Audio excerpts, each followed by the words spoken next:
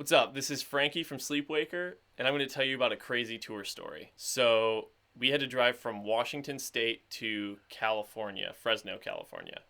We decided to go through Snoqualmie Pass because that's probably the easiest way to do it from Oregon to California. End up hitting some traffic, and we see the AM like radio signs flashing, saying that there's like something ahead, and you have to change it over to that to hear what's going on.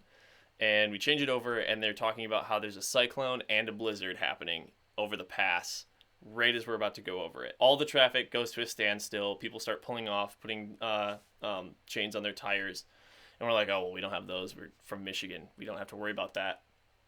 Uh, so we get to this like checkpoint where they were letting people onto the pass, and the cop goes, you have to go all the way back to this town, like couple exits before, and they'll have chains there. We go all the way back, go all the way down to this store in this city, uh, tiny place, and the guy goes, yeah, so for your truck or your trailer and van, it's gonna be about $500. Turns out they were only really about 200, but the guy was just trying to price gouge us because he was the only place that had them. Pay $500 for these chains. We're like, okay, whatever, it's an investment, we'll use these for a long time. Go back onto the road, put them on, start driving up to the checkpoint, get up to it. They're like, okay, you can go ahead. We go up, and as we pull on, we see up ahead of us were all these plows that had already gone through. It was all asphalt, all cement. We were basically just destroying the chains as we went up the mountain. Like, okay, whatever. Hopefully we hit some snow or something and it actually becomes useful. Keep going. Eventually, plows stop. We keep going, hit a bunch of snow, so good thing we had the chains. Uh, then we hit another checkpoint. I was like, hey guys, so up above or up ahead, there's a big avalanche, and we can't let people pass, and the blizzard and snowstorm is just getting worse, so you're gonna have to pull off at this exit over here and just sleep there because you can't drive. So get off on this exit. There's like a McDonald's and a gas station with a Subway. So we pull into this gas station. There's like 200 cars there because every car on the pass had to pull off somewhere, and this was apparently the spot.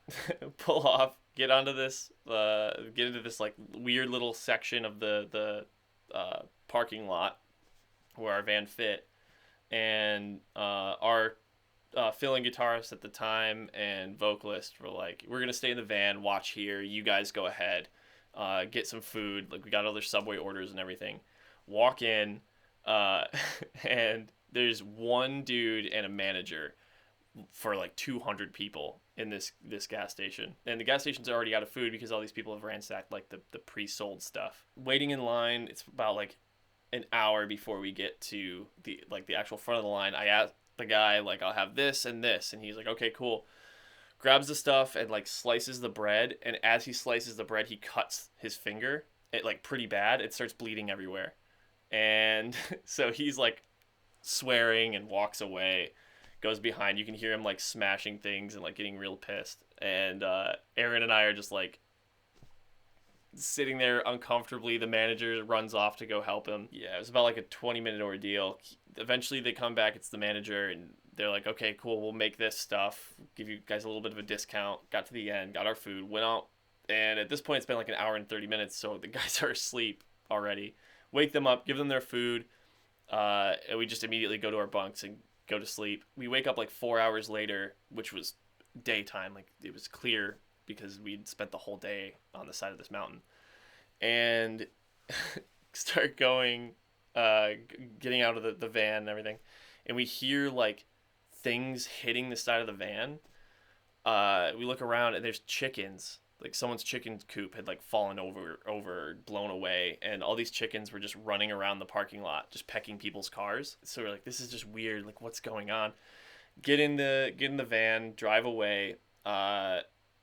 Everything is fine. Like, it's not fully plowed, so the chains are fine. And eventually we hit like the end of the like the last little bit of it, and it's like completely plowed. We're just basically ruining the chains. We pull over. I take them off because I'm like, we don't need them anymore. We're just gonna ruin them. We're at the end. There's no more snow. Keep going. Cop pulls us over 45 minutes later, 30 minutes later. It goes, hey, so you need to put your chains on again because there's more snow up ahead. So I go to the side, put the chains on. We drive, and it's just destroying the chains even more because we're still driving on asphalt because it's all plowed. Hit like this smallish patch of snow, and then, which was good that we had the chains, but didn't really need them. We keep going, get past this, and I'm like, okay, let's just leave them on because I don't want to have to get out and do this all the time. It's freezing cold. My hands hurt. Blah, blah, blah. I've been up. I've only had 4 hours of sleep. Keep going, and eventually we hear the chains just like fly off the van. So I get out, pull over, look out. They're just shattered on the side of the road. We pick them up, move them over to the side, and like just put them in the back of the trailer. Like there was nothing we could do at that point. We were out $500. We were like, okay, cool, let's buy this. We'll use them for all our tours in the future. And they were just destroyed. So eventually we keep driving down the mountain. We're in California. The weather's nicer. Like we get to the Fresno, the venue, and start talking, or start like texting the other band that we were with, somewhere to call home. They chose to take a side route around the mountain and up this tiny little dinky road to the main road. And they got stuck on that dinky road and had to call AAA to get a tow truck to pull them out.